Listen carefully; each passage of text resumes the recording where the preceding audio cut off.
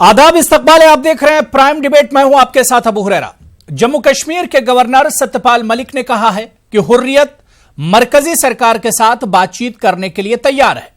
उन्होंने कहा कि यह मुस्बत पहल है। अपने बयान में गवर्नर साहब ने कहा कि यह हौसला बढ़ाने वाला है कि एक वक्त पर कुल जमाती वफ्द को दरवाजा तक न खोलने वाले हुर्रियत के लीडर अब बातचीत के लिए तैयार हैं।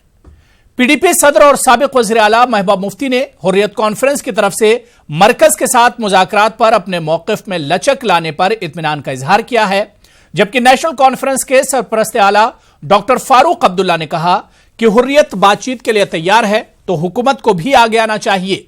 उन्होंने कहा कि हुकूमत को पाकिस्तान से भी बातचीत करनी चाहिए। सवाल यह उठता है कि क्या इस पहल से जम्मू कश्मीर में राह हमवार होगी? क्या गवर्नर की कोशिश रंग लाएगी? क्या बातचीत की हामी भरने से वादी के मसाइल कम होंगे या मसाइल हल होंगे? आज प्राइम डिबेट में इन्हीं इश्यूज को हम समझने की कोशिश करेंगे, लेकिन सबसे पहले यह रिपोर्ट देखिए।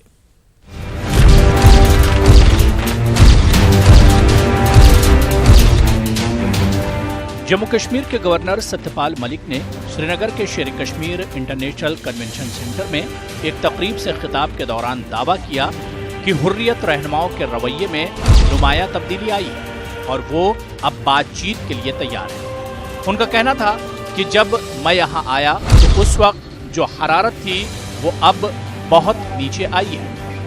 वो अब बातचीत के लिए तैयार है। सब लोगों में बहुत फर्क आया है। मिलिटेंट की सफों में भर्ती लगभग बंद हो गई है और पथराव के वाकयात में भी नुमाया कमी आई है।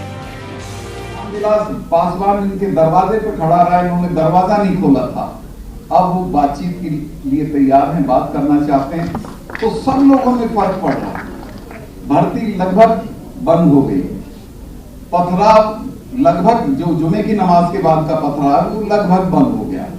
हमारी कोशिश ये, हम भी बिल्कुल, हमको अच्छा नहीं लगता जब कोई नौजवान मरता है, हम तो उसको वापस लाना चाहते हैं। बहुत सारी सेंटर में उसके बारे में सोचा जा रहा है कि क्या स्कीम हो जिससे वापस आए। गवर्नर सत्यपाल मलिक के बयान पर रियासती पार्टियों का मिला जुला रद्द अमल सामने आया है। पीडीपी सदर और साबिक वज़ीर आला महबूबा मुफ्ती ने हुर्रियत कॉन्फ्रेंस की तरफ से मरकज के साथ मुज़ाकरात पर अपने मौक़िफ़ में लचक लाने पर इत्मीनान का इजहार किया है। महबूबा मुफ्ती का कहना है कि अपने दौरे इक़्तिदार में उन्होंने इस समत में काफी कोशिश की, जबकि नेशनल कॉन्फ्रेंस के सरपरस्त डॉक्टर फारूक अब्दुल्ला ने हुर्रियत के साथ साथ पाकिस्तान के साथ भी बात करने पर जोर दिया है। गवर्नर साहब ने खुद कहा है कि हुर्रियत तैयार है बातचीत के लिए, तो अगर वो बातचीत के लिए तैयार है तो इनको बात करनी चाहिए। अरे हर एक से बात होनी चाहिए, हुर्रियत से भी बात होनी चाहिए और पाकिस्तान से भी बात होनी चाहिए। हमें छुटकारा छोड़ो, हम इस मुसीबत से निकल जाएं। बातचीत का सिलसिला आगे बढ़ता है तो ये जम्मू कश्मीर के हक में होगा। ऐसे में अवाम को यही उम्मीद है कि जल्द अज जल्द बातचीत का सिलसिला शुरू हो और देरीना और हसास मामले का कोई हल निकल आए। अब देखना यह अहम होगा कि तमाम फरीक इस अमल में कितनी दिलचस्पी दिखाते हैं। Bureau report, news 18 Urdu.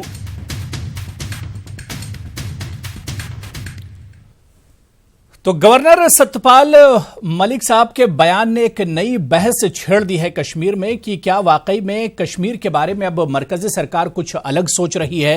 क्या वाकई में कश्मीर के जो अलहदगी पसंद लीडर हैं उन्हें एक और मौका मरकजी सरकार की तरफ से मिलने जा रहा है? और क्या वाकई में जिस तरह से अमित शाह मरकज में वजारत दाखिला संभाल रहे हैं, वजीर दाखिला हैं, क्या कुछ अलग हटकर प्लान तैयार किया गया है जम्मू कश्मीर के बारे में? और क्या वाकई में जो बार बार वजीर आजम नरेंद्र मोदी कहते हैं, क्या वाकई में अब कश्मीर के लिए भी अच्छे दिन आने वाले हैं? आज हम यही समझने की कोशिश करेंगे प्राइम डिबेट में।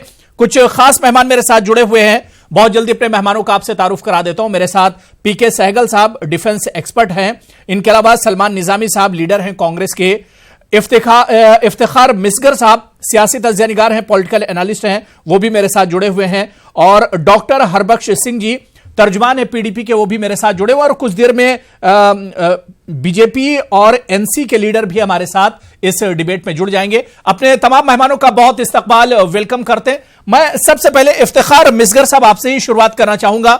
जो बयान गवर्नर सत्यपाल मलिक साहब का आया है, बहुत अच्छा बयान है, लेकिन इस बयान के बाद हम लगातार देख रहे हैं कि हुर्रियत की तरफ से बिल्कुल एक खामोशी है, कोई जवाब उधर से नहीं आया। देखिए,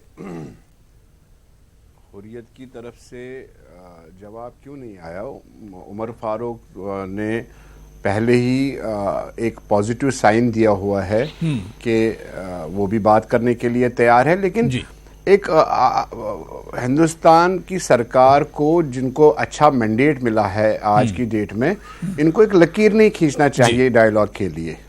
और डायलॉग इतना अच्छी तरफ से फैसिलिटेट करेगा हिंदुस्तान की सरकार को भी और जम्मू कश्मीर के लोगों को बिलखुसूस। एक ही रास्ता है, वो डायलॉग का रास्ता है। अगर हमें ये अपॉर्चुनिटी आज मिली है तो इस अपॉर्चुनिटी को हमने खोना नहीं है आज की डेट में, और उसके लिए हमें पहल करनी चाहिए। चाहे भले ही हमारे आइडियोलॉजी के इख्तलाफात हो सकते हैं, सियासी इख्तलाफात हो सकते हैं, लेकिन हदें क्रॉस हो गई। कश्मीर में लोग मर रहे हैं, हमारे सिक्योरिटी फोर्सेस के अहलकार मर रहे हैं, जाने गंवा रहे हैं, हम कीमती जाने गंवा रहे हैं हर दिन। और इसमें अगर बड़ी बात होगी और बड़प्पन यही होगा कि who will bell the cat. अगर आज की डेट में सरकार ही पहले स्टार्ट करती है तो कोई गलत बात नहीं है। अगर वहां से हुर्रियत ने भी सॉफ्ट कॉर्नर दिखा दिया है, बेस्ट। मैं तो कहता हूं कि सरकार को मिलिटेंटों के साथ भी बात करनी चाहिए। जो लड़के हमारे आज बंदूक लेके घूम रहे हैं, उनके साथ भी बात करने का मौका बनाना चाहिए, जो हम कहीं नताइज पे मिले, जो हम कहीं जहां पे हमें लगे कि गोली और बोली एक साथ नहीं चल सकती ना। पहले इन मिलिटेंटों को हथियार छोड़ने होंगे, पहले इन्हें सही रास्ता इख्तियार करना होगा। ऐसे कैसे कहा जा सकता है कि मिलिटेंटों से भी बात हो? देखिए, जब इनिशिएटिव हो जाएगा, जब सीज फायर हो जाएगा, जब बात चलेगी कि भैया आप बंदूक रख दो, हम तैयार है बात करने के लिए, और उस बात में बिल्कुल हमारा कोई देखिए, अब मैंने बहुत सारे डिबेटों में मैंने सुना जो अपोजिशन पार्टी के लोग बोलते हैं, वो बोलते हैं कि आपको हिंदुस्तान के आईने में बात करनी है। बिल्कुल करनी है साहब, हिंदुस्तान के आईने में ही बात होगी ना, मगर फ्री टॉक्स होने चाहिए। जो हमारे सेंटिमेंट्स, जो जम्मू कश्मीर के सेंटिमेंट्स है, उनकी कदर होनी चाहिए। जो आज तक सेक्रीफाइसेस हुए हैं, उनकी कदर होनी चाहिए।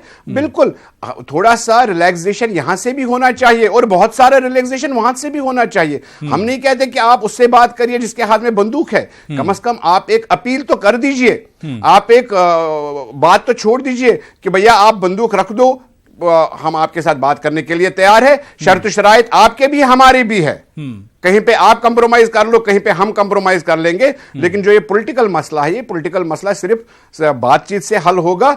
हमने बहुत सारी कोशिशें वहां पे करी, वहां पे ऑपरेशन चले, ऑपरेशन ऑल आउट चला, कैच एंड किल चला। मिलिट्री कहीं पे आज तक देखिए जहां पे भी फसाद हुआ ऐसा, तो वहां पे मिलिट्री सोल्यूशन नहीं रहा है। ये पॉलिटिकल मसला है, तो इसको पॉलिटिकली ही सॉल्व करना पड़ेगा। जाहिर सी बात है कि एक मौका मिला है और इस मौके को भुनाना चाहिए, जितने भी गंवाना नहीं चाहिए, सबको सामने आना चाहिए। मेरे साथ दो और खास मेहमान, एडवोकेट सुनील सेठी जी, तर्जुमान है, स्पोक्स पर्सन है बीजेपी जम्मू कश्मीर के, वो भी मेरे साथ इस डिबेट में जुड़ चुके हैं। इनके अलावा रतन लाल गुप्ता साहब, सीनियर लीडर हैं नेशनल कॉन्फ्रेंस के, वो भी मेरे साथ जुड़ चुके हैं। रतन लाल गुप्ता साहब और सुनील सेठी जी, आप दोनों का भी बहुत इस्तकबाल और वेलकम करते हैं। मैं सुनील सेठी जी आपसे ही समझना चाह रहा हूं कि जो बयान गवर्नर साहब का आया है सेपरेटिस्ट को लेकर, उन्होंने कहा कि बातचीत करना चाहते हैं, क्या यह माना जाए कि कश्मीर पर सरकार का रवैया जो है वो एक तरह से नर्म हो गया है?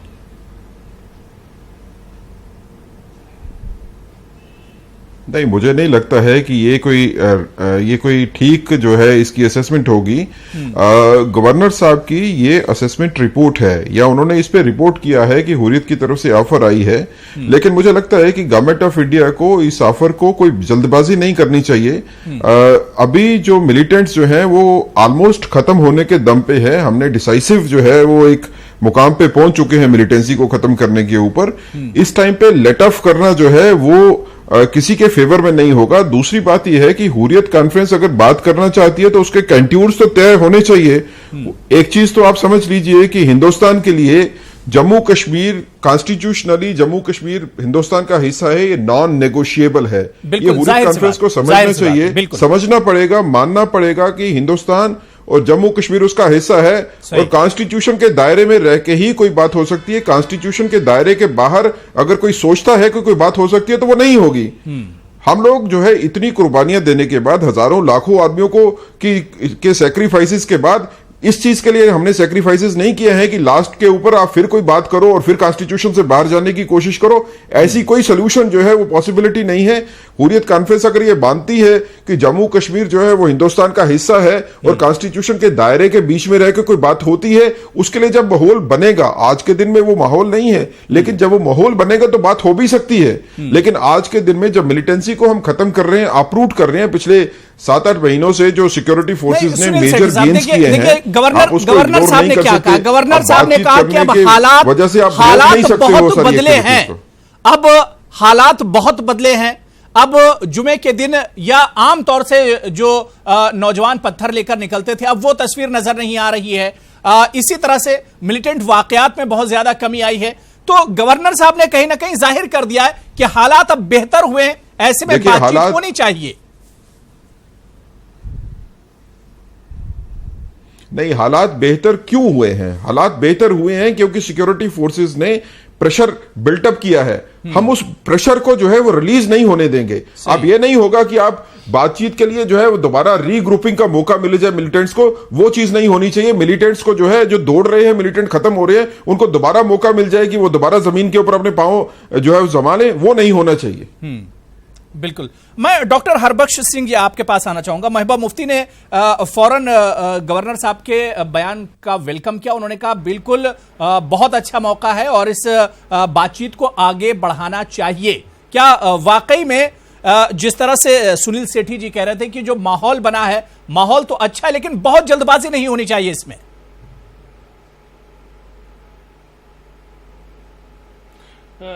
देखो अबू हुरारा जी, हमने जैसे महबूबा जी का भी आया कि देर आए दुरुस्त आए, तो हम वेलकम करते हैं अगर हुर्रियत टॉक्स के लिए रेडी है।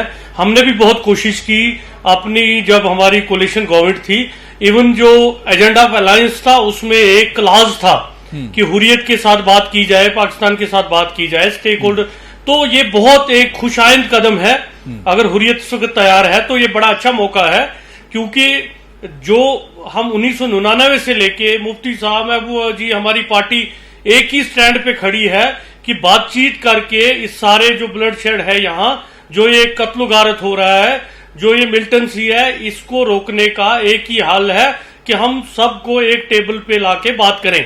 इवन दानेश्वर शर्मा जी को भी अपॉइंट किया गया, उसको गवर्नमेंट ऑफ इंडिया की तरफ से। तो हमारी तो कोशिश है और ये तो बड़ा वेलकम स्टेप है।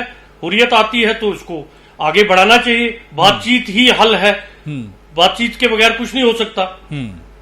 रतनलाल गुप्ता जी, डॉक्टर फारूक अब्दुल्ला साहब तो इसके आगे बढ़ गए। उन्होंने कहा कि बातचीत होनी चाहिए और इस बात में पाकिस्तान को भी शामिल किया जाना चाहिए।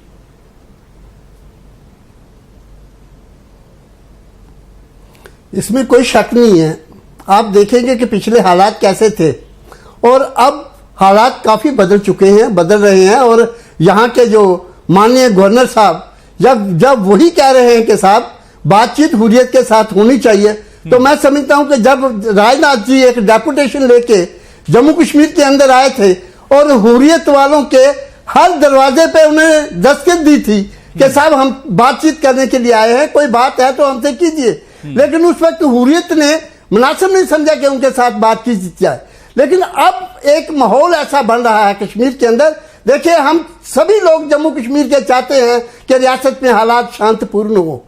आने वाली जो अमरनाथ यात्रा है या टूरिज्म सीजन है या जो भी सिस्टम यहाँ चल रहा है, लोग यहाँ शांति चाहते हैं, परेशान हो चुके हैं। तो अगर हुर्रियत वाले जैसे माननीय गवर्नर साहब फरमा रहे हैं कि वो बातचीत करना चाहते हैं, तो हम चाहते हैं कि हम तो वेलकम करेंगे कि साहब उनसे बातचीत कीजिए। जब आप डायलॉग शुरू करेंगे, बातचीत शुरू करेंगे, तो कहां तक बात पहुंचेगी, ये तो बात समझ में आती है। तो पहले तो शुरुआत हो, अब शुरुआत अभी बात हुई नहीं तो हमने पहले ही उस पर नुक्ताचीनी करनी शुरू कर दी, तो मैं समझता हूँ ये बात मुनासिब नहीं है। नुक्ताचीनी से बढ़कर रतनलाल जी, नुक्ताचीनी से बढ़कर जिस तरह से डॉक्टर फारूक अब्दुल्ला ने कहा कि पाकिस्तान को शामिल किया जाना चाहिए, पाकिस्तान की क्या जरूरत है यहां पर? पाकिस्तान कौन होता है जम्मू कश्मीर में अड़ंगा लगाने वाला? पाकिस्तान को आखिर क्यों शामिल किया जाए? यह हमारा अंदरूनी मसला है जम्मू कश्मीर पर, तो हिंदुस्तान को खुद बातचीत करनी चाहिए। पाकिस्तान, अगर पाकिस्तान को आप बीच में ला रहे हैं तो यह तो एक तरह से अड़ंगा हुआ। अभी बातचीत शुरू भी नहीं हुई है और अब पाकिस्तान का बहाना ढूंढने लगे।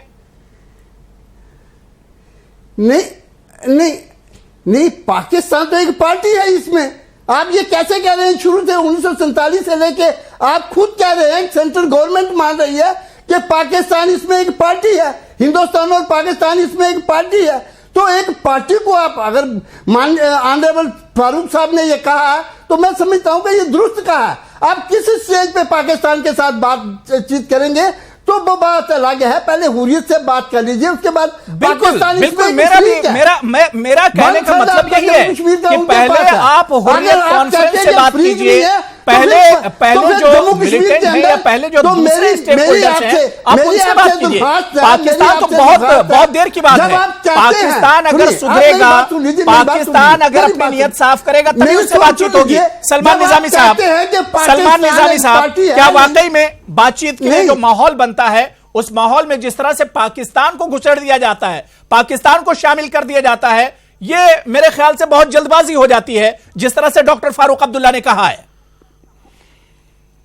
देखिए, फारूक साहब की ज़ाती राय है, उनकी सियासत इसी में चलती है कश्मीर में, लेकिन मेरा ये कहना है कि बार बार आपके साथ भी डिबेट की है। मैं पिछले 5 साल से इसी मुद्दे पे 100 से ज़ायद बार डिबेट कर चुका हूँ।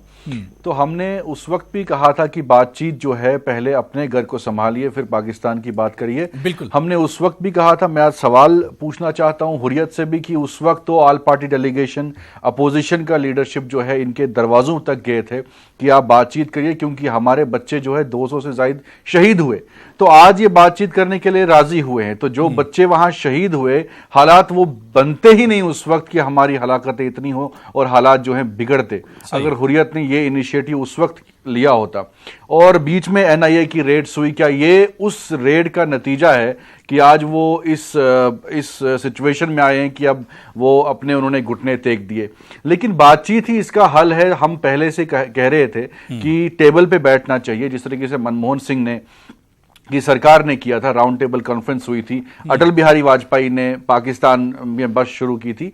और मुझे लगता है कि आवाम की बेहतरी का यही सबब बन सकता है कि आपस में बातचीत हो। लेकिन ये हिपोक्रेसी जो है मुझे समझ नहीं आती है कि अभी ये बोल रहे हैं कि पाकिस्तान को लाएंगे, हुर्रियत बोल रही है अब बात करनी चाहिए, और दिल्ली में तीसरी बात होती है। दिल्ली की लीडरशिप, अभी भी भाजपा के एक स्पोक्स पर्सन कह रहे थे कि उनको गवर्नर साहब का जाती फैसला है, और दिल्ली में ये एक बात कहते हैं बीजेपी की लीडरशिप और जम्मू कश्मीर में एक बात करते हैं। ये गवर्नर साहब ने आज से इलेक्शन से पहले भी कहा था कि हुर्रियत के साथ बातचीत होनी चाहिए, लेकिन यही भाजपा वाले दिल्ली में चिल्ला के कह रहे थे कि बातचीत नहीं होनी चाहिए। तो हमें ये क्लियर होना चाहिए कि गवर्नर साहब और दिल्ली के बीच में अंडरस्टैंडिंग है या नहीं है। क्या वो बातचीत करना चाहते हैं कि वो अपने ही बलबूते पे बातचीत करना चाहते हैं? होम मिनिस्ट्री का पिछली बार भी बातचीत, यही बयान आया था गवर्नर साहब का। उस वक्त राजनाथ सिंह जी ने कहा था कि बातचीत नहीं हो सकती जब तक हुर्रियत जो है वो ये वायलेंस जो है खत्म ना करे कश्मीर में। तो इनको क्लियर करना चाहिए कि वो भाजपा की लीडरशिप और सेंट्रल गवर्नमेंट क्या गवर्नर जम्मू कश्मीर के साथ सहमत है इस बात पे या नहीं है। क्योंकि दिल्ली में ये एक बात करते हैं, जम्मू कश्मीर में एक बात करते हैं, इसीलिए हम भी मारे गए। कश्मीर की हर आवाम जो है ये 5 साल से नहीं बल्कि बहुत सालों से ये जेल रही है।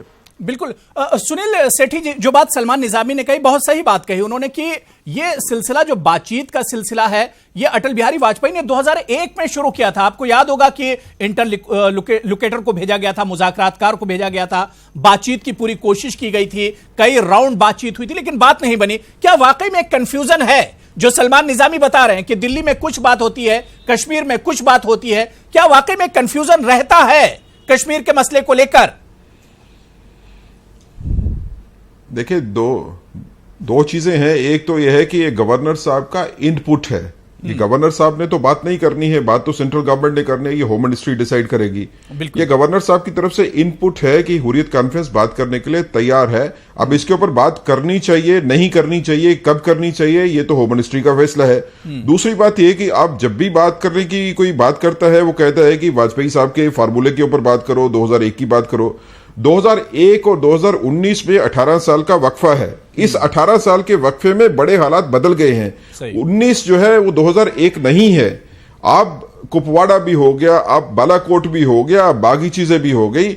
दूसरी बात यह है कि आज जब भारतीय जनता पार्टी की दोबारा गवर्नमेंट बन के मजबूत सेंट्रल गवर्नमेंट बन के दिल्ली में बैठी है और होम मिनिस्टर साहब जो है वो चेंज हुए हैं, तो यकदम हालात क्यों बदल गए कि हुर्रियत को कहने की जरूरत पड़ी कि हम बात करने के लिए तैयार हैं।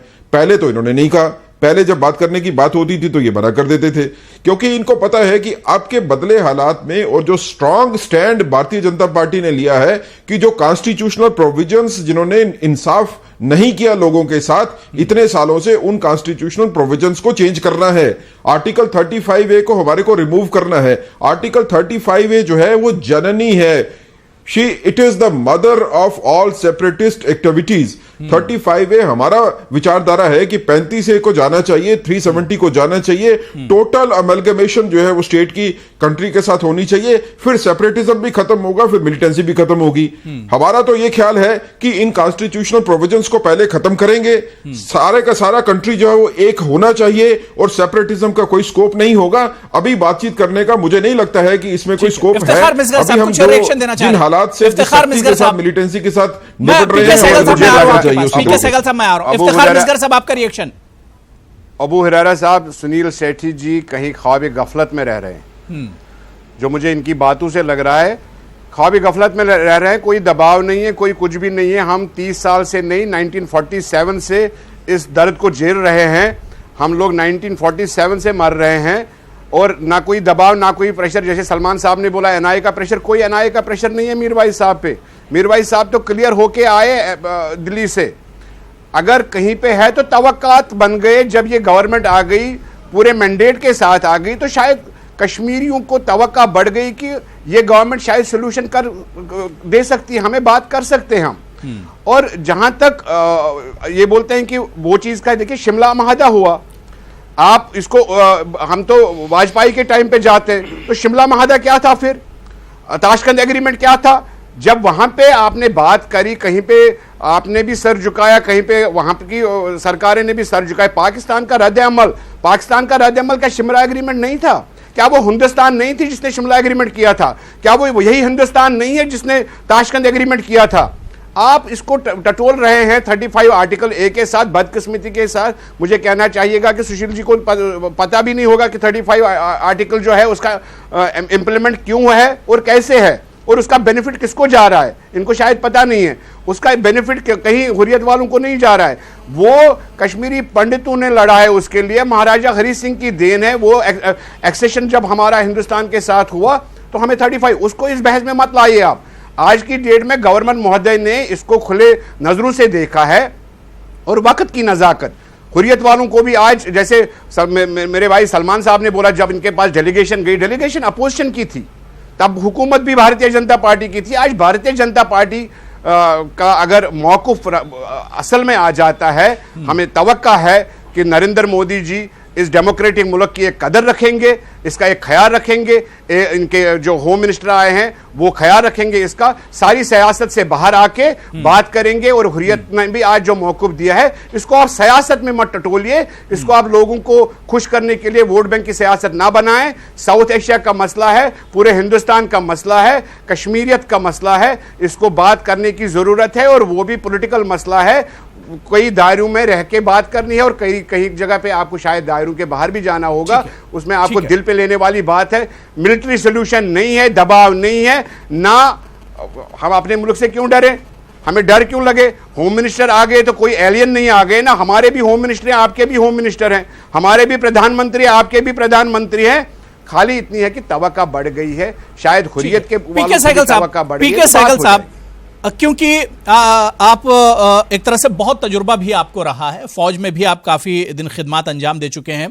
पीके सहगल साहब, क्या जो बयान गवर्नर साहब का आया, सत्यपाल मलिक साहब का आया है कि अब हुर्रियत वाले बातचीत करना चाहते हैं, क्या आपको लगता है कि पूरी सिचुएशन जो जम्मू कश्मीर की सिचुएशन है, जो वैली की सिचुएशन है, या अब बात आगे बढ़ के डॉक्टर फारूक अब्दुल्ला ने कह दिया कि पाकिस्तान को भी बातचीत में शामिल करना चाहिए, क्या यह मौका है कि इन लोगों के साथ बातचीत की जानी चाहिए?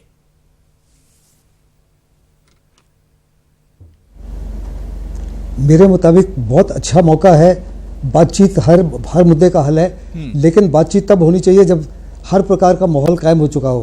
हुर्रियत आज बैकफुट पर है, वो हर प्रकार से एक्सपोज हो चुके हैं। उनके आधे लीडर्स जो हैं वो इन्वेस्टिगेशन उनके खिलाफ हो रही है। उनकी जो पर्क्स है विड्रॉ हो गई है, उनकी सिक्योरिटी विड्रॉ हो गई है, उनकी जो वैली के अंदर इन्फ्लुएंस है खत्म हो चुकी है।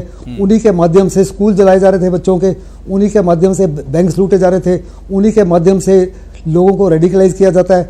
फौज के ऊपर, सिक्योरिटी फोर्सेज के ऊपर बॉम्ब फेंकवाए जाते हैं, ग्रेनेड फेंकवाए जाते हैं, पेट्रोल बॉम्ब फेंकवाए जाते हैं। आज क्योंकि वो कम्प्लीटली बैकफुट पर हैं, वो अपने आप को रिवाइव करने के लिए इस माफी की पेशकश कर रहे हैं। ये गवर्नर की केवल रिकमेंडेशन नहीं है, ये गवर्नमेंट ने केवल इनपुट दिया है। इसमें किसी प्रकार की सेंटिमेंट्स और इमोशन नहीं होनी चाहिए। हमने देश के हित को निगाह में रखना है। हमने यकीन करना है कि हुर्रियत को किसी प्रकार से रिवाइव करने का मौका ना दिया जाए, कि ताकि वो अपनी इन्फ्लुएंस को दोबारा कायम कर सके। हुर्रियत मेरे मुताबिक जम्मू कश्मीर के अवाम को रिप्रेजेंट नहीं करते। उन्होंने किसी प्रकार की कोई डेमोक्रेटिक इलेक्शन नहीं लड़ी। वो सेल्फ अपॉइंटेड रिप्रेजेंटेटिव्स हैं। वास्तव में वो पाकिस्तान को रिप्रेजेंट करते हैं, हमेशा ही पाकिस्तान का इशारे के ऊपर कार्रवाई करते हैं। सेंट्रल गवर्नमेंट को जब आपत्ति होती है पाकिस्तान से, या कोई भी आता है दिल्ली में एम्बेसडर के पास में, सेंट्रल गवर्नमेंट कहती है उनके साथ नहीं मिलो, लेकिन उसके बावजूद भी वो आते हैं, उनसे मिलते हैं। वो साफ तौर पर उन्होंने कबूल किया कि पाकिस्तान से पैसा आ रहा है, हवाला से पैसा आ रहा है, कई प्रकार से पैसा आ रहा है, जिसको इस्तेमाल कर रहे हैं देशद्रोही के लिए। इसलिए बड़े सोच समझ के सेंट्रल गवर्नमेंट को कदम लेना पड़ेगा। क्या इसका इनसे बात की जाए या बाकी स्टेक होल्डर से बात की जाए जो वास्तव में असली तौर पर कश्मीर के अवाम को रिप्रेजेंट करते हैं। इलेक्टेड गवर्नमेंट के साथ बात होनी चाहिए, इलेक्टेड लोगों के साथ बात होनी चाहिए, ना कि वो लोग जो पाकिस्तान के पिट्ठू हैं, पाकिस्तान के इशारे पे काम करते हैं, ISI के इशारे पे काम करते हैं, और ये हर प्रकार से बेनकाब हो चुके हैं। नहीं, बिल्कुल मिसगर साहब, ये सवाल तो उठता है जो पीके सहगल साहब ने जो बात कही कि हुर्रियत लीडर, हुर्रियत या सेपरेटिस्ट आखिर कौन होते हैं? क्या वाकई में ये स्टेक होल्डर हैं? क्या इनसे बातचीत करने की जरूरत है जो हमेशा पाकिस्तान का राग अलापते रहते हैं? क्या इन्हें बातचीत में शामिल किया जाना चाहिए? किस नाते अलायदगी पसंदों को किस नाते शामिल करना चाहिए बातचीत में? मिसगर साहब, हुर्रियत कॉन्फ्रेंस रिप्रेजेंट करती है कश्मीर के सेंटिमेंट्स की, और कश्मीर में जो हालात खराब हो गए सबका रिप्रेजेंट कर रही है वही। आप अगर आपको देखिए, आपको पीडीपी के साथ या नेशनल कॉन्फ्रेंस के साथ बात करने की कोई जरूरत नहीं है, क्योंकि वो तो पहले ही आपके हद हदूद में है। बात तो उनसे की जाती है जो आपसे थोड़ा सा डिफरेंस में आ गए हैं। तो आप उनको दुश्मन ही समझ लेंगे तो फिर तो ये दुश्मनदारी बढ़ती जाएगी, इसके मल्टीप्लिकेशन हो जाएगा। आपको कहीं ना कहीं देखिए, ये वही हुर्रियत वाले हैं जिन्होंने 1984 में इलेक्शन लड़ा जिसमें रिगिंग हो गया, जिसका जिम्मेदार, अब मैं सियासत करने यहाँ पे नहीं आया हूँ। देखिए, क्या गिलानी साहब इलेक्शन नहीं लड़ रहे थे? क्या जो यासीन मलिक साहब है, क्या वो इलेक्शन में हिस्सा नहीं लिए? देखिए, अगर हमने इनको दुश्मन के दायरे में ही रखना है तो फिर तो बात सालों कहीं नहीं हो जाएगी। अगर आपको फारूक साहब से बात करनी है, महबूबा जी से बात करनी है, या किसी और मेन स्ट्रीम पॉलिटिकल लीडर से बात करनी है, मुझे नहीं लग रहा है वो सोल्यूशन है जब तक आप उनसे बात नहीं करेंगे जो ये झंडा लेके हैं, जो ये रिप्रेजेंट करते हैं, ये सेंटिमेंट और ये इमोशंस रिप्रेजेंट करते हैं। जब ही वो बात करेंगे तो तभी तो थम जाएगी ना कहीं हालात। अगर आप ठीक देखना चाहते हैं तो आपको हुर्रियत को ऑन बोर्ड लेना ही पड़ेगा। मैं नहीं कहता हूं आप पाकिस्तान को ऑन बोर्ड ले लीजिए, लेकिन हुर्रियत को आपको ऑन बोर्ड लेना ही पड़ेगा। छोटा सा कॉमर्शियल ब्रेक लेना है, लेकिन ब्रेक से जब लौट कर आएंगे तो इसी पर हम चर्चा करेंगे कि आखिर इतने अहमियत के हामिल क्यों हो जाते हैं अलायदगी पसंद सेपरेटिस्ट से? क्या वाकई में बात करना जरूरी है? क्या जो रियासती सियासी पार्टियां हैं, जो रिवायती पार्टियां हैं, क्या उनसे यह मसला हल नहीं हो सकता है? इस पर भी हम बात करेंगे। और क्या वाकई में सेंटर ने अब यह सोच लिया है कि कश्मीर के लिए कुछ करना है, और कश्मीर के लिए और कश्मीर वालों के लिए क्या वाकई में आने वाले दिन अच्छे दिन साबित होंगे? इस पर भी हम बात करेंगे। तो जम्मू कश्मीर के गवर्नर सत्यपाल मलिक ने बयान देके एक नई बहस छेड़ दी है कि अलाहिदगी पसंद जम्मू कश्मीर के जो हैं वो बातचीत करने के लिए तैयार हैं। सवाल ये उठता है कि क्या इन सेपरेटिस्ट को, अलाहिदगी पसंदों को बातचीत की मेज पर लाना चाहिए या क्या एक मौका और इन्हें दिया जाना चाहिए। इसी पर लगातार हम बात कर रहे हैं। कुछ खास मेहमान मेरे साथ जुड़े हुए हैं। मैं ब्रेक के बाद रतनलाल गुप्ता जी आपके पास आना चाहूंगा। क्या लगता है कि हुर्रियत को मौका देना क्या यह सरकार का सही कदम है? एक और मौका क्या इन्हें दिया जाना चाहिए?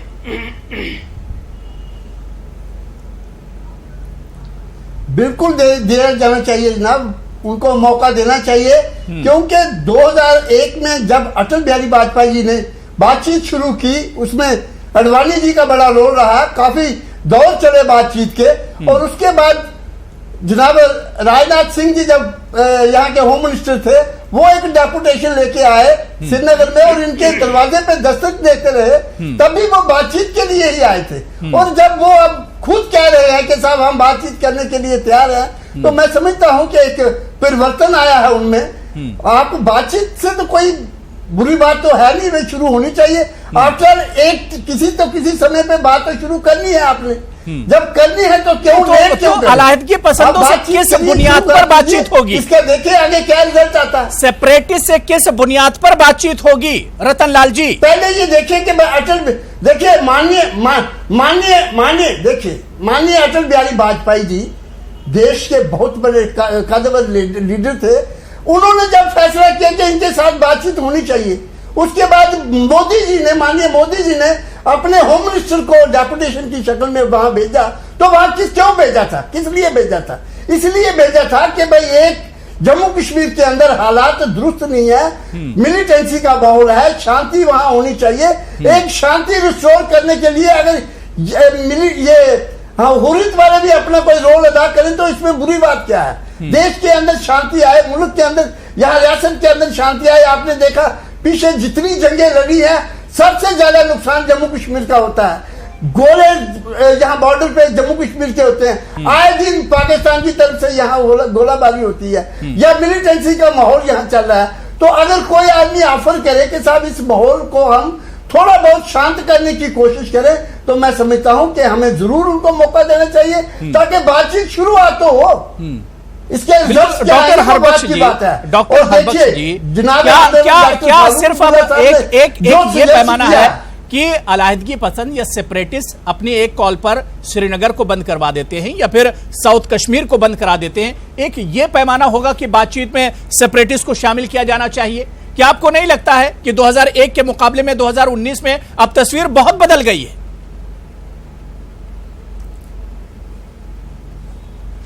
देखो अबू हुरैरा जी, एक तो मिसगर साहब ने जो बोला मैं काफी हद तक उनके साथ सहमत हूं। ये एक बड़े सेंटिमेंट को, जो कश्मीर का सेंटिमेंट है, जम्मू कश्मीर का सेंटिमेंट है, हुर्रियत उसको रिप्रेजेंट करती है जी। और रही बातचीत करने की, तो बातचीत का सिलसिला बहुत पहले से शुरू होना चाहिए था और हुआ भी। लेकिन क्या हुआ कि आज तक जो आप इंटरलॉकुलेटर्स की बात करते हो, कमेटीज की बात करते हो, जितनी भी आज तक रिपोर्टें गई वो गायब हो गई। किसी भी कागज पे आज तक कोई रिपोर्ट पे कोई फैसला नहीं आया, उसको किसी जगह सीरियसली नहीं लिया गया।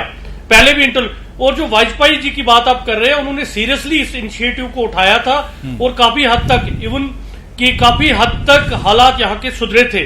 और जो हमारा गवर्नमेंट बनाने का बीजेपी के साथ एक मकसद था, वो वही था कि हिंदुस्तान का एक बड़ा मैंडेट है। जो अभी तवकात की बात करते हैं, मिसगर साहब ने भी कहा हमें एक बड़ी तवका थी और हम उम्मीद करते हैं अभी भी कि एक बड़ा मैंडेट आया है मोदी जी को, कि हम तवक्का करते हैं, हमें एक उम्मीद है। और गवर्नमेंट भी हमने उसी उम्मीद पे बनाई थी कि यहाँ का जो एक मुफ्ती साहब ने उस वक्त भी कहा था, मैं मोदी जी के साथ हाथ नहीं मिला रहा हूं, मैं हिंदुस्तान के एक बड़े मैंडेट के साथ हाथ मिला रहा हूं।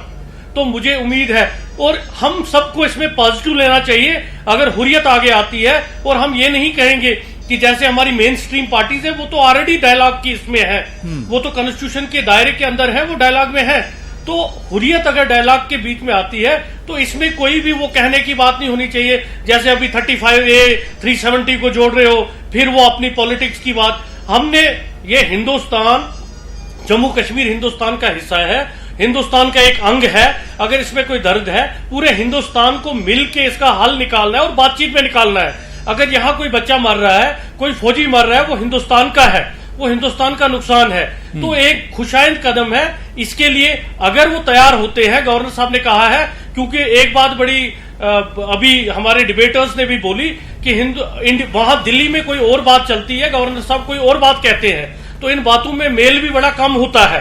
तो हम उम्मीद करेंगे कि ये बात सही हो कि ये हुर्रियत वाले आ रहे हैं टेबल पे, और हमारी भी कोशिश थी, और हम सब पार्टियों की, पॉलिटिकल पार्टियों की, मेन स्ट्रीम पार्टियों की कोशिश रहनी चाहिए कि ये टेबल पे आए, बात करें। हमने एजेंडा ऑफ अलायंस में भी इस बात को लिया था, और जो अभी बात हो रही थी 370 फिर बार 35 है, तो ये सबटाज करने की कोशिशें हैं। तो बातचीत जब हो रही है, जब एक हल निकलने की कोशिश हो रही है, एडवोकेट सुनील सेठी जी, सुनील सेठी जी, सवाल 100% का सवाल ये है कि सेपरेटिस्ट से बात करने की बात कही जा रही है, लेकिन सुनील सेठी जी, सवाल यहाँ पर ये उठता है कि क्या अलहदगी पसंद बातचीत में ईमानदार रहेंगे? कितना उन पर भरोसा किया जाए? क्या वो अपनी बातचीत में पाकिस्तान का राग नहीं अलापेंगे? देखिए, हमें तो हमारा तो व्यू जो है बिल्कुल क्लियर है कि सेपरेटिस्ट के साथ तब तक बात नहीं होगी जब तक वो सेपरेटिज्म को छोड़ेंगे नहीं। दूसरी बात ये कि चाहे वो पीडीपी हो या नेशनल कॉन्फ्रेंस हो, गवर्नर साहब अगर कह रहे हैं तो इन्होंने खुद आपके कहने से तो कुछ नहीं हो रखा हुआ है सकता अपने डर से। ये पॉलिटिकल पार्टीज जो है, ये देखिए, पॉलिटिकल गवर्नर साहब ने अपनी रिकमेंडेशन कोई की है, ओपिनियन है, गवर्नर साहब ने बात नहीं करनी है, बात सेंट्रल गवर्नमेंट ने करनी है। हमारा व्यू ये है कि सेपरेटिज्म के साथ तब तक बात नहीं होगी जब तक सेपरेटिज्म छोड़ेंगे नहीं, और पाकिस्तान के साथ कोई बात नहीं होगी जम्मू कश्मीर के बारे में, शांति स्थापित करने के बारे में। हिंदुस्तान को इतना कमजोर देश नहीं है कि जिसको पाकिस्तान की जो है बातचीत करने की जरूरत है। पाकिस्तान के साथ बात होगी पीओजेके को लिबरेट करवाने के लिए, उसके अलावा कोई बात नहीं होगी। और जहां तक बात रही हुर्रियत कॉन्फ्रेंस की रेलिवेंस कश्मीर में सिर्फ नेशनल कॉन्फ्रेंस और पीडीपी के डर ने खड़ी करके रखी हुई है। ये लोग जो मेन स्ट्रीम पॉलिटिकल पार्टीज अपने आप को कहते हैं, इन्होंने हुर्रियत कॉन्फ्रेंस को खुद स्पेस देके रखी हुई है वहां पे। इनको चाहिए कि ये पॉलिटिकल स्पेस को खत्म करें। हुर्रियत कॉन्फ्रेंस जो सेपरेटिज्म की बात करती है, आप उसको बढ़ावा देते हो। इस कंट्री में जो सेपरेटिज्म की बात करेगा, जो देश से अलगाव वाद की बात करेगा, उसके लिए कोई स्कोप जो है बातचीत का नहीं है और नहीं होना चाहिए। इस देश में अब सलमान निजामी साहब, वही मजबूत होगी। सलमान निजामी साहब, एक तरफ गवर्नर साहब का तो बयान आता है कि सेपरेटिस्ट बात करने के लिए तैयार हैं, खुले मन से आ रहे हैं, लेकिन दूसरी तरफ आप देखिए कि यहां पर सुनील सेठी साहब ने कहा कि गवर्नर साहब ने तो रिकमेंड किया है, लेकिन जो बीजेपी का मौक़िफ़ है, जो सुनील सेठी साहब कह रहे हैं कि बातचीत ऐसे नहीं हो सकती है, पहले आपको पटरी पर आना होगा। देखिए, मैंने पहले ही आपको कहा कि मैं 5 साल से ही डिबेट कर रहा हूं, और मिसगर साहब ने भी मेरे साथ बहुत बार बैठे हैं। तो बीजेपी का यही डबल स्टैंडर्ड है, यही तो मुद्दा है। मैंने पहले ही आपको कहा कि इनका कुछ और एंगल है और गवर्नर साहब का कुछ और एंगल है। तो ये बताएं ना कि जो जे.एंड.के गवर्नर है, उनको अपॉइंट किसने किया है? क्या उनकी कोई अहमियत नहीं है? क्या उनको इन्होंने पावर्स नहीं दिए हैं? जो जम्मू कश्मीर के गवर्नर हैं, क्या वो कोई फैसला नहीं ले सकते?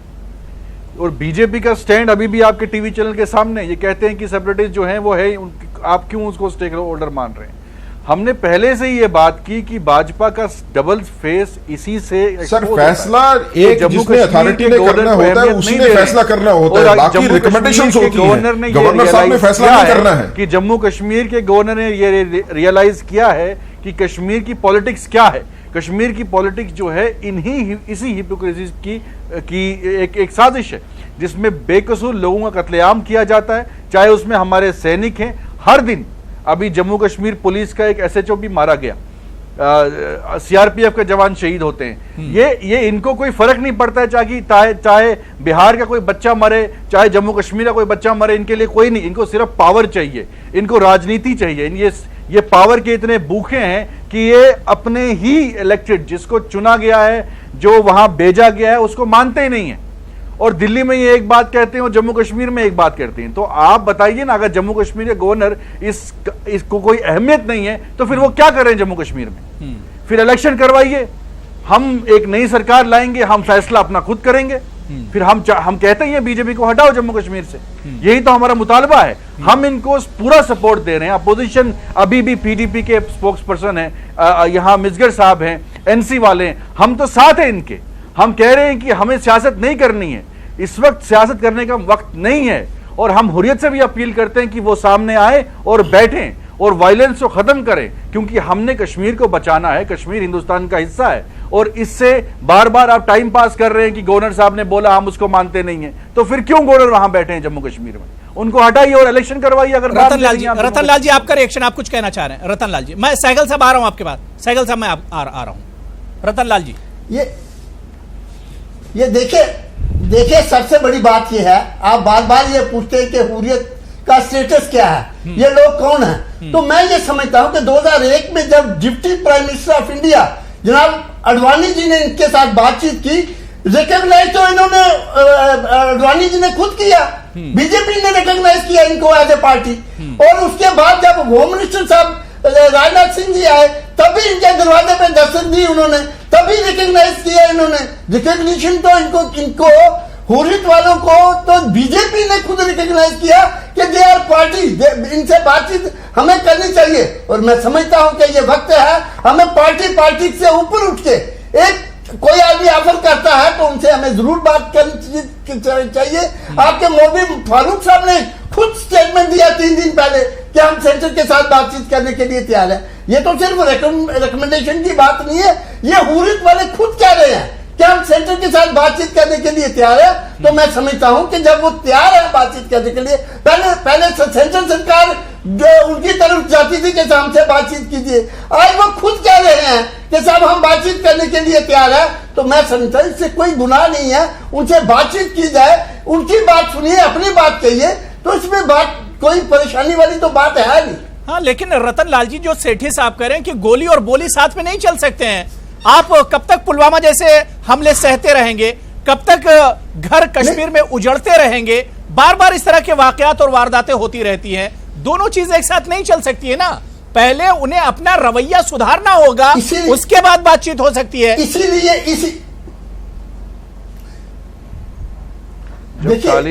हम कह रहे हैं कि साहब बातचीत का, डायलॉग का सिस्टम आप शुरू कीजिए।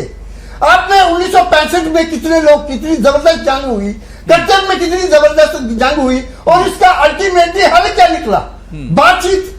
आखिर आपने उस वक्त भी 90,000 से ज्यादा पाकिस्तान के फौजियों को बंद किया था, तो उस वक्त भी बातचीत से ही हल हुआ। शिमला समझौता हुआ, ताशकंद समझौता हुआ। तो मेरा कहने का मकसद है तब भी बातचीत ही हुई थी, आज भी एक बातचीत है। आप शुरुआत तो कहीं से कीजिए। इस रियासत को क्यों जलने दे रहे हैं? इस रियासत जिस वक्त जल रही है, अगर रियासत को बचाना है तो बातचीत कहीं से शुरू कीजिए, और बातचीत जरूरी है। और एक पार्टी आपसे आप पीके सहगल साहब कोई दिन ऐसा नहीं होता कि वैली में कोई इस तरह के वारदात ना हो, कोई इनकाउंटर ना हो, या बॉर्डर की हम बात कर लेते हैं जहां पर सीज फायर का लगातार एक तरह से वायलेशन किया जाता है। क्या इस तरह के माहौल में बातचीत होनी चाहिए? आपने भी कहा कि नहीं, बातचीत होनी चाहिए। जाहिर सी बात है कि बातचीत तमाम मसलों का हल है, लेकिन जो मौजूदा सिचुएशन है, क्या ऐसे हालात में बातचीत की जा सकती है?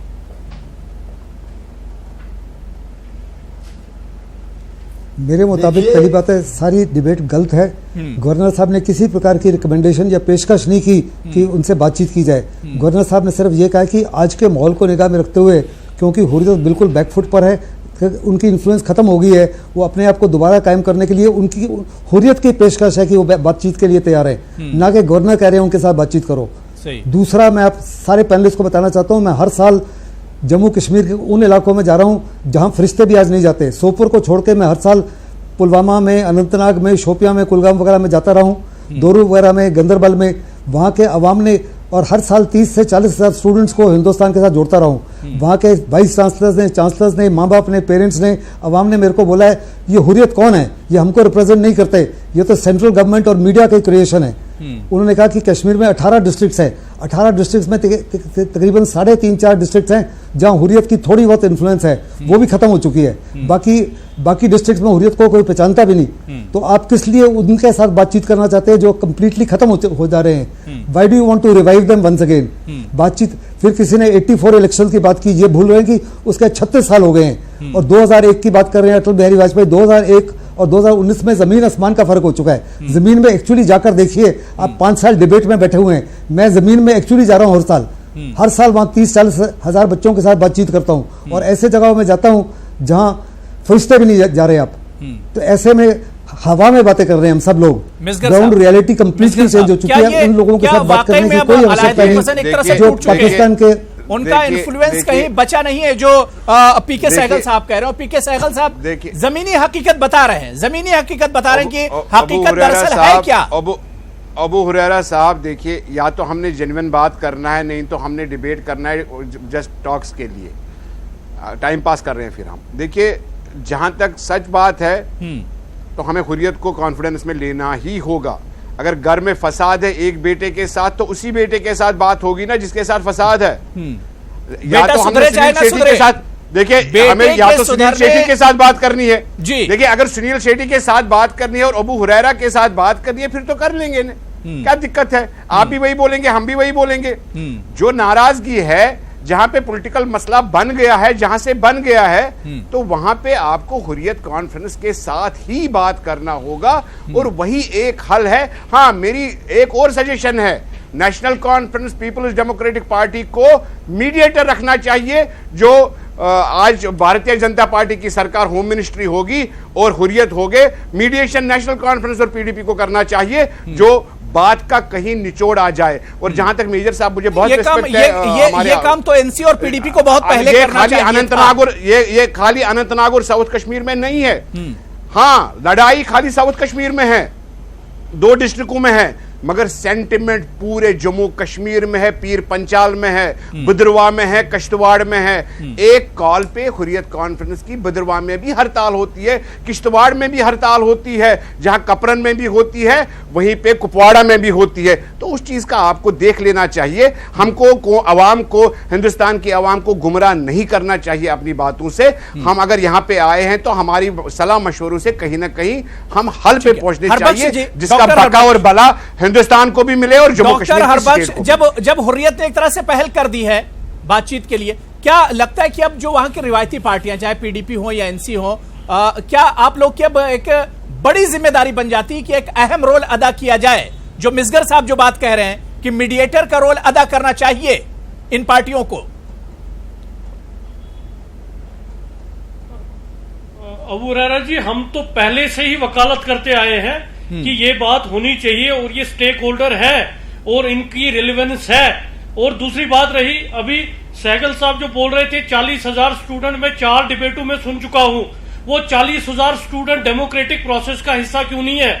उन्होंने कल वोट क्यों नहीं डाले? उनका सेंटीमेंट कहां पे है? जो ये बात आप करते हो हुर्रियत की रेलेवेंस नहीं है, तो 10% वोट क्यों पड़े? 90% लोग बाहर क्यों नहीं निकले? और जैसे मिसगर साहब ने कहा कि भद्रवाह में भी, बानिहाल में भी, किश्तवाड़ में भी स्ट्राइक होती है हुर्रियत की कॉल पे। और इस सेंटीमेंट को, ये धोखा नहीं दीजिए अपनी कंट्री को। हम हिंदुस्तानी आपसे ज्यादा हैं और हमें ज्यादा दर्द है, क्योंकि हम यहाँ रोज सह रहे हैं। आप तो एज ए टूरिस्ट आए, आप मिल गए लोगों से, हम तो यहीं रह रहे हैं। मैं त्राल का रहने वाला हूँ, मैं गांव का रहने वाला हूँ। हमने लाशों को भी देखा है, गोलियों को भी देखा है, अटैक होते भी देखा है, और हम सिक्योरिटी थ्रेट में रह रहे हैं। हमसे ज्यादा दर्द और हमसे ज्यादा रिलेवेंस यहाँ की आप कहाँ पाओगे? क्योंकि आप हर बार कहते हो 40,000 स्टूडेंट मिले। उन्होंने मुझे उन 40,000 स्टूडेंटों में से बोलिए, आपकी डेमोक्रेसी में कौन यकीन करता है? कल वो क्यों नहीं निकले? वो स्टूडेंट पत्थर क्यों मारते हैं? आप देखो, देखिए हरबख्श जी,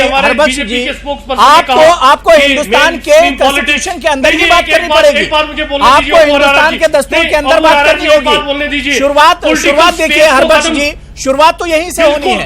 आपको पहले ये मानना पड़ेगा कि कश्मीर हिंदुस्तान का अटूट हिस्सा है। इसके आइन को मानना पड़ेगा, इसके दस्तूर को मानना पड़ेगा, तभी हिंदुस्तान नहीं तो ताशकंद एग्रीमेंट भी किया, हिंदुस्तान नहीं तो शिमला एग्रीमेंट किया। के अंदर बात होगी। हम अबू हुरैरा साहब, बात 1 मिनट मेरी बात सुनने दीजिए या फिर बात कीजिए। अबू हुरैरा साहब, इंडियन कॉन्स्टिट्यूशन के अंदर हम हल चाहते हैं। हम इंडियन डेमोक्रेसी, इंडियन कॉन्स्टिट्यूशन के अंदर हल चाहते हैं। रही मेन स्ट्रीम पॉलिटिक्स, वो तो बीजेपी ने अभी स्पोक्सपर्सन कह रहे थे, ठीक है, मेन स्ट्रीम पॉलिटिक्स को तो आपने श्रिंक कर दिया। सुनील सेठी जी, होने नहीं दे रहे। सुनील सेठी जी, क्या वाकई में गवर्नर साहब ने भी बड़े खुले मन से बात कही है और हुर्रियत वाले जब एक तरह से टूटे हुए नजर आ रहे हैं, क्या एक मौका और दिया जाना चाहिए सुधरने के लिए एक मौका और दिया जाना चाहिए? क्या वाकई में बातचीत होनी चाहिए? एक मौका दिया जाना चाहिए? मुझे तो पहले सुनील सेठी जी, मुझे तो पहले यह समझ नहीं आती कि हुर्रियत कॉन्फ्रेंस की ये कहने के ऊपर कि हम बातचीत के ऊपर तैयार हैं, हम लोग जो है वो इतने उतावले क्यों हो गए हैं। दूसरा ये कि गवर्नर साहब ने हुर्रियत कॉन्फ्रेंस बात करना चाहती है यही कहा है। गवर्नर साहब ने ये कोई फैसला नहीं किया है कि बात करनी चाहिए। आप तो उतावले इलेक्शन करने में भी नहीं है। देखिए, आप इलेक्शन भी नहीं कराना चाहते जम्मू कश्मीर, नहीं, आप जम्मू कश्मीर में इलेक्शन भी नहीं कराना चाहते, आप हुर्रियत वालों के साथ बात भी नहीं करना चाहते। आप चाहते क्या है साहब? और वगैरह जगह आप वोटिंग देखिए, वहां पे कितनी पार्लियामेंट्री इलेक्शन में देखिए वोट कितना है। अरे और पीडीपी आज कहती है कि हुर्रियत कॉन्फ्रेंस की और मिलिटेंसी की सपोर्ट करते हो आप लोग। जब आपके चीफ मिनिस्टर साहब की डेथ हुई थी, उनके जनाजे में 1000 आदमी नहीं आ पाया था। आप बात करते हो, आपने अपनी पॉलिटिकल ग्राउंड जो है वो छोड़ दी है, आप लोग भाग रहे हो। ये पॉलिटिकल पार्टी जो है, चाहे पीडीपी हो या नेशनल कॉन्फ्रेंस हो या कांग्रेस हो, ये भाग रहे हैं। इनके भागने की वजह से जो है हुर्रियत कॉन्फ्रेंस को जो है वो मजबूती मिलती है कश्मीर में, अदरवाइज उनकी कोई मजबूती नहीं है। और चाहे कोई कितना भी रेलिवेंट क्यों नहीं हो, लेकिन वो कॉन्स्टिट्यूशन के दायरे में बात नहीं करेगा तो उससे कोई बात नहीं होनी चाहिए। आपको दर्द क्यों हो रहा है? नहीं, देखिए, एक एक करके बात कीजिए, वन बाय वन अपनी बात रखिए। सलमान निजामी साहब, मैं Salman Nizami, one by one आप जैसे लोगों की वजह से हुआ, आप लोगों की वजह से मिलिटेंसी वहां पे, सेठी साहब बात हो गई, वहां पे जवान मौत हो रही है, आपकी वजह से हमको कुर्बानियां देनी पड़ती हैं अपने जवानों की भी। कुछ नहीं होगा साहब, मार-धाड़ से कुछ नहीं होगा साहब। बातचीत का माहौल होगा तब बात होगी, जो आपने ऐसे बात नहीं खोया है। 2019 को वापस 2016 में लेके नहीं जाएंगे। ठीक है, ठीक है। सलमान निजामी साहब, क्या वाकई में जितने 2019 में पहुंचते काफी कुर्बानियां दी हैं, सब खुले दिल से आएंगे? क्या वाकई में जितने स्टेक होल्डर्स हैं सब आएंगे इस पर सारे मुत्तफिक होंगे सारे लोग? देखिए, मुत्तफिक तो सभी हैं, क्योंकि कांग्रेस पार्टी ने इतने सालों से वहां देखिए, आइए हुर्रियत कॉन्फ्रेंस को कहिए कि हम कॉन्स्टिट्यूशन को बात करें, कॉन्स्टिट्यूशन के बीच में बात करना चाहते हैं। और बीजेपी और सरकार आई, कितना कत्लेआम हुआ, कितने सैनिक मरे, अनरेस्ट रहा, तो उस वक्त भी कांग्रेस हो, पीडीपी हो, सभी लोग हम यहाँ जो बैठे हैं, इनमें से बहुत से लोग थे, वो सब कह रहे थे जो बात सुनील सेठी जी कह रहे हैं कि कॉन्स्टिट्यूशन के अंदर क्या हुर्रियत हमारे दस्तूर के अंदर बात करेगी? हिंदुस्तान का जो दस्तूर है, जो संविधान है, उस दस्तूर के अंदर बातचीत करने के लिए तैयार होगी? देखिए, जब तालिबान जो है वो यूएस से बात कर सकता है दुबई में जाके, तो हुर्रियत जो है वो तो कोई बंदूकें लेके खड़े नहीं है ना वहां। वो जो है वो हिंदुस्तान में ही है, वो उनको ही तो आपने हिंदुस्तान का पासपोर्ट दिया। तो ये कोई ऐसी बात नहीं है कि अगर 2014 से पहले की बात करें, गुलाम नबी आजाद साहब जब चीफ मिनिस्टर थे, तो मिलिटेंट जो है उनके सामने आके क्या एक माहौल बना था कि मिलिटेंट्स खुद जो है वो सरेंडर करते थे चीफ मिनिस्टर के सामने। ये मेरे सीनियर यहां बैठे हैं, ये विटनेस है, माहौल बना था। अगर आपकी तंजीम जो है, बीजेपी और जो पीडीपी तो पहले थी, लेकिन बीजेपी अगर संजीदा है, अगर सीरियस है कि मानती है कि कश्मीर हिंदुस्तान का हिस्सा है, अगर इनको कश्मीर के लोगों की हमदर्दी है, तो ये टेबल पे बैठे ना। ये क्यों डबल एक हिपोक्रेसी कर रहे हैं कि दिल्ली में एक बात कर रहे हैं गवर्नर साहब ने वहां एक साल में देखा कि जम्मू कश्मीर के लोगों का दर्द उनने महसूस किया। मैं उनको अप्रिशिएट करता हूं। भाजपा का कोई भी एक व्यक्ति तो है जिसने एक महसूस किया, रियलाइज किया कि कश्मीरियों के साथ गलत हो रहा है, उनको इंसाफ मिलना चाहिए। लेकिन इनका ईगो और एरोगेंस देखिए कि अभी भी अपने ही गवर्नर को नहीं मान रहे हैं कि नहीं, वो हम उनके साथ सहमत नहीं है। यह आज का डिबेट नहीं है। इन्होंने इलेक्शन से पहले भी गवर्नर की किसी भी बात को इन्होंने माना नहीं। ये चाहते ही नहीं कि कश्मीर का मसला हल हो। अगर कश्मीर का मसला हल हो गया, अगर बेरोजगारी हिंदुस्तान में खत्म हुई, अगर मॉब लिंचिंग का माहौल खत्म हो गया, तो भाजपा सरकार में कैसे आएगी? सुनील सेठी साहब, मेरा फिर वही सवाल, गाली देने के हालात सुधारने के लिए, रियासत के हालात सुधारने के लिए, जम्मू कश्मीर को पटरी पर लाने के लिए क्या वाकई में एक बार माहौल तैयार किया जाए? सबको एक बार टेबल पर फिर से लाना चाहिए, जितने स्टेक होल्डर्स हैं, और हिंदुस्तानी संविधान के ही अंदर बातचीत हो। तैयार पहले होना पड़ेगा, माहौल को तैयार करना पड़ेगा। अभी देखिए, अभी माहौल जो है वो बातचीत का नहीं है। अभी हम मिलिटेंसी को टोटली खत्म करने की पोजीशन में आ गए हैं। इस टाइम पे अगर इस तरह की कोई भी स्टेप लिए जाते हैं तो वो 2019 को वापस 2016 में लेके जाएंगे। अभी तो आप रीग्रुप होने पर मिलिटेंट्स को मौका नहीं दे सकते। आप ये समझिए कि सेपरेटिज्म की जो आवाज है, अगर कोई भी हमला होता है वो आपकी सिक्योरिटी लैब्स है, वो आपकी सरकार की नाकामी है। कि आप 6 सालों में कुछ कर नहीं पाए। आज हुर्रियत को एहसास है कि कश्मीर के साथ गलत हुआ है, भाजपा कुछ कर नहीं दिया, हमसे तो बात करो। पीके सहगल साहब, जिस तरह से हम लोग कर सकते हैं वो हमने बालाकोट में करके बता दिया आपको कि अब हालात बहुत सुधरे हैं, ऐसे में क्या बातचीत हो और एक बार फिर से कश्मीर पटरी पर लौट आए? यहां के लोगों को अमन मिलना चाहिए।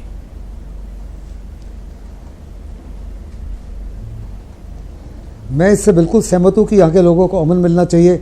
मैं नहीं चाहता कि किसी प्रकार की कोई जान जाए, चाहे वो सिक्योरिटी फोर्सेस की हो या कश्मीर के अवाम की हो, लेकिन बातचीत उनसे होनी चाहिए जो वास्तव में कश्मीरी अवाम को रिप्रेजेंट करते हैं। मैं साफ तौर पे कहता हूँ माहौल बदल चुका है, हुर्रियत की इन्फ्लुएंस खत्म हो चुकी है। एक समय था हुर्रियत के इशारे पे सारे जम्मू कश्मीर में बंद हो जाते थे, आज कोई बंद नहीं होते उनके इशारे, आज कोई स्टोन पेल्टिंग नहीं होती, 90% खत्म हो गई है। आज बैंक्स नहीं लूटे जाते उनके इशारे पर, आज स्कूल नहीं जलाए जाते उनके इशारे पर।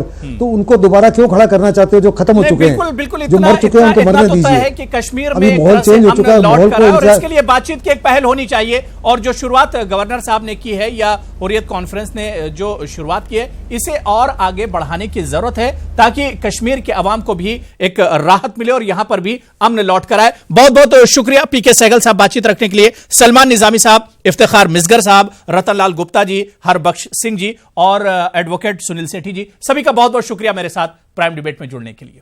आदाब।